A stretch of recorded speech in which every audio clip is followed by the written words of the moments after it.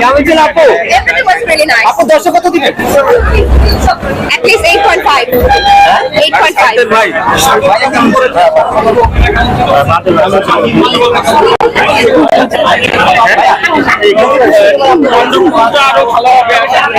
কেমন ছিল ভাইয়া?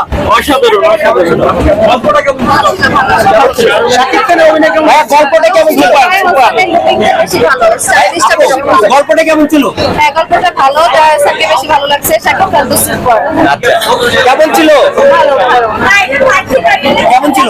আপু কেমন ছিল সবে? কেমন ছিল আপু? 10 কত দিবেন? আপু কেমন ছিল? কেমন ছিল? আপু কেমন ছিল সবে? এই আপনি আবার কে করলে সব? আপু কেমন ছিল?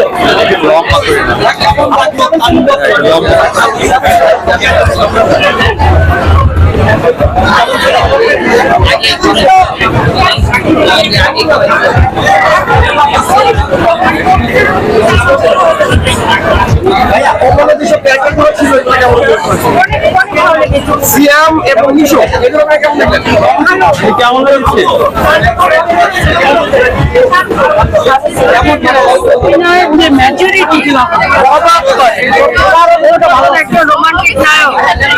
এই ধরনের অসাধারণ অভিনয় করতে পারে আমাদের বাংলাদেশের জন্য মানে হলিউড মনে হচ্ছে বলিউডের সিনেমা মানে কল্পনা করা যায় না শাকিব খানের অভিনয়। আমি অ্যাস্টনিশড হয়ে গেছি।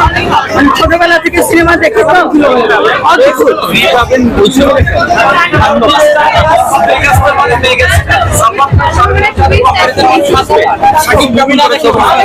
এর বাইরে কে ভালো করে ইন্ডিয়ান কোনো ডিরেক্টর ওকে কাস্ট করে সালমান খান শাহরুখ খানের সঙ্গে চলে যাবে। ভাই ভাই কি ভাই আপনি একটু বলেন ভাই কি সাকিব খান রাজু ভাই এটা ভালো লেগেছে কত পুরান পুরান ছোট আছে টুইস্ট কি অনেক টুইস্ট আছে গল্পে মানে ভরপুর টুইস্টের সিনেমা একটু টুইস্ট কতটা টুইস্ট ছিল কেমন টুইস্ট এখানে কোনো প্রশ্ন হবে না। আচ্ছা আচ্ছা কোনো প্রশ্ন হবে না সরকার সালমান খানের সাথে কম্পারিজনে মানুষ হাসবে। আচ্ছা যে বাংলাদেশের সাকিব খান কিভাবে হয় একটা মুভি 5 থেকে 7টা টুইস্ট ছিল যেখানে সালমান খানের 1 থেকে 2টা টুইস্ট হতে কষ্ট হয়ে যায়। আচ্ছা ইন্ডিয়ান কোন প্রোডিউসার যদি কাস্ট করে তাহলে ওরা বুঝতে পারবে যে বাংলাদেশের সাকিব খান কি পিস কি জিনিস কিন্তু বাংলাদেশের না ব্যবহার করতে পারতেছে অ্যামাউন্টের একটা ব্যাপার আছে ধরেন আপনি 2-4 বাজেটের একটা ব্যাপার আছে।